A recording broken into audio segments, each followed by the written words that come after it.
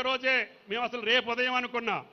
కానీ ఉగాది పండుగ అంటేనే రైతు పండుగ, ఉగాది పండుగ అంటేనే తెలంగాణకి తెలుగు రాష్ట్రాలకి మంచి పండుగ. ఇది కొత్త సంవత్సరం.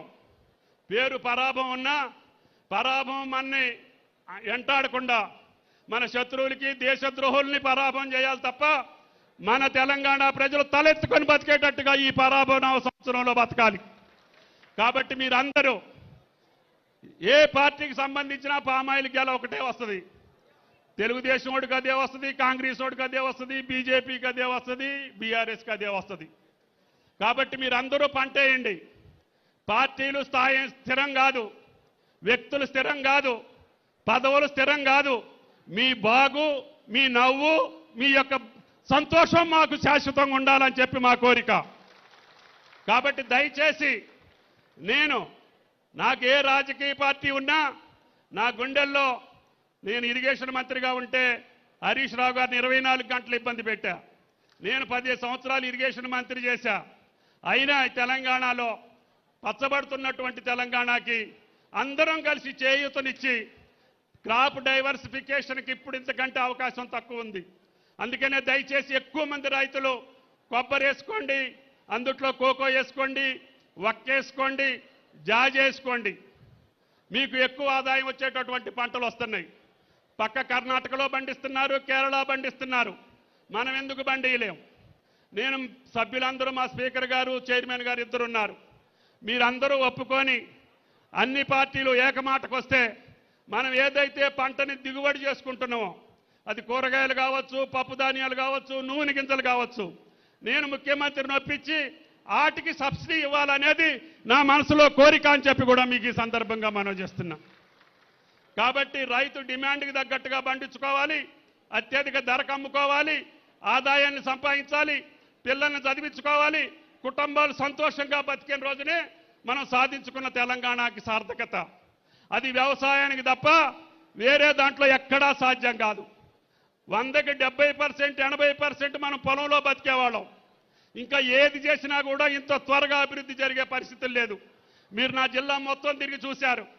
కోయగూడాలు కానీ, లంబాడి తండాలు కానీ, దళిత వాడలు కానీ, ఆయిల్ ఫామ్ వేసిన రైతు డాబా కట్టుకుండో, కారు కొనుక్కుండో, ఆడి పిల్లగాడు ఉద్యోగం చేస్తుండో, ఆయన బ్రహ్మాండంగా బతకగలుగుతుండో. అది నా ధైర్యం. నేను ఇప్పుడు మంత్రి అయిన రోజులు కూడా 12,600 ఉంది. మళ్ళీ కేంద్రం మీద దెబ్బలాడి ఇంపోర్ట్ డ్యూటీ 0 చేస్తే దాన్ని 44% ఉన్నదాన్ని మళ్ళీ కనీసం 25% చేశారు చౌహాన్ గారు. నేను మళ్ళీ రఘునందన్ గారిని, మా ఎంపీలందరిని అడుగుతున్నా, మళ్ళీ ప్రధానమంత్రి దగ్గరికి పోయి ఇంపోర్ట్ డ్యూటీని కూడా పాత పద్ధతిలో 44% వేస్తే పామాయిల్ మీద మన రైతుకి 25,000 వచ్చే నెలలోనే వస్తాయి. కాబట్టి దయచేసి కేంద్ర ప్రభుత్వం సహకరిస్తుంది, రాష్ట్ర ప్రభుత్వం సహకరిస్తుంది. ఎవరు సహకరించినా సహకరించకపోయినా మనకి పంట వస్తే మన దయా దాక్షిణ్యాల మీద ఏ రాజకీయ పార్టీ అయినా బతకాలి. కాబట్టి దయచేసి ఈ ఫ్యాక్టరీ చారిత్రకమైనటువంటి ఫ్యాక్టరీ.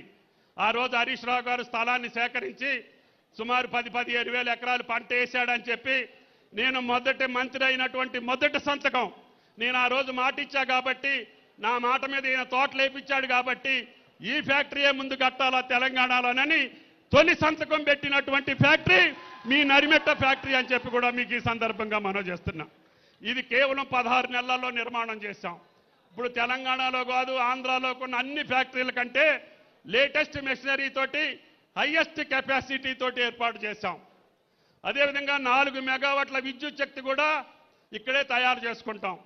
ప్రభుత్వం కరెంట్ ఇచ్చినా రాకపోయినా మన రైతుల యొక్క పంట ద్వారా వచ్చినటువంటి వేస్ట్ ద్వారా 4 మెగావాట్ల కరెంటు ఉత్పత్తి చేసుకుంటాం.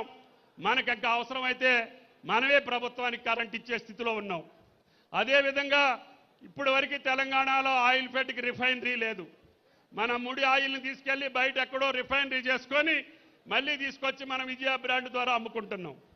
నేనంటున్నా సిద్దిపేట తెలంగాణకి కేంద్రమైనటువంటి సిద్దిపేట, ఇక్కడ ఉంటే అన్ని జిల్లాలకి సమాన దూరం ఉంటుందని అశ్వారాపేటలో అడిగారు, మహబూబ్ నగర్లో అడిగారు.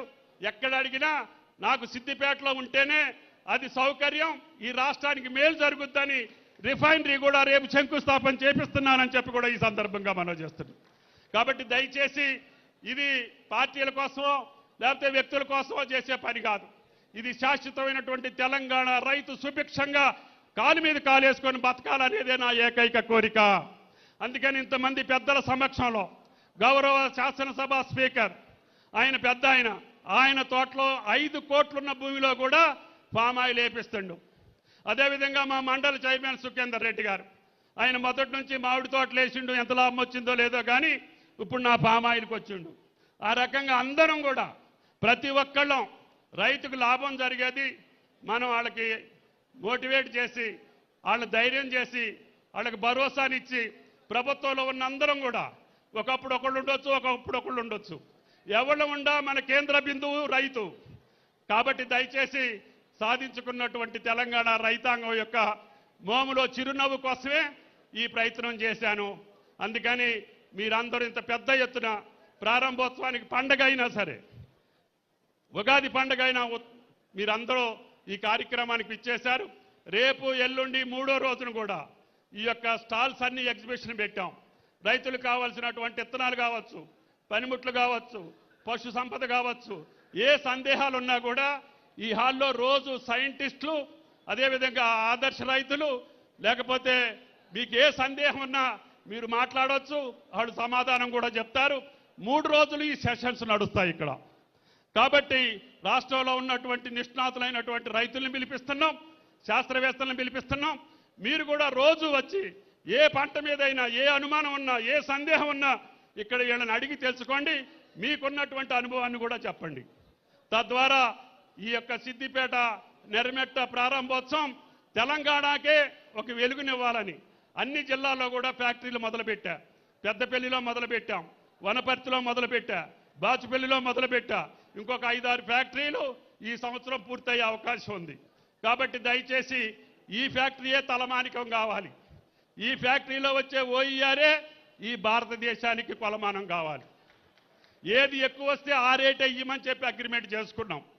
రేపు నెరమెట్ట నాకంటే ఎక్కువ వస్తే ఈ రేటే రైతులకు వస్తుంది దేశం మొత్తం. కాబట్టి మీరు మంచి పంట పండేయండి. ముదిరిన తర్వాతనే గెల్లో 2 కాయల కింద పడ్డ తర్వాతనే గెల్ల కొట్టండి. మీరేమీ కంగారు పడాల్సిన పని లేదు. అడవి పందులు వస్తున్నాయని ఒకళ్ళిద్దరు చెప్పారు మొన్న వచ్చినప్పుడు. కొద్దిగా ఒక గజం ఎదిగిపోతే అడవి పందులు ఏం చేయలేవు, కోతులు ఏం చేయలేవు, మీ శత్రువు కూడా ఏం చేయలేడు మిమ్మల్ని.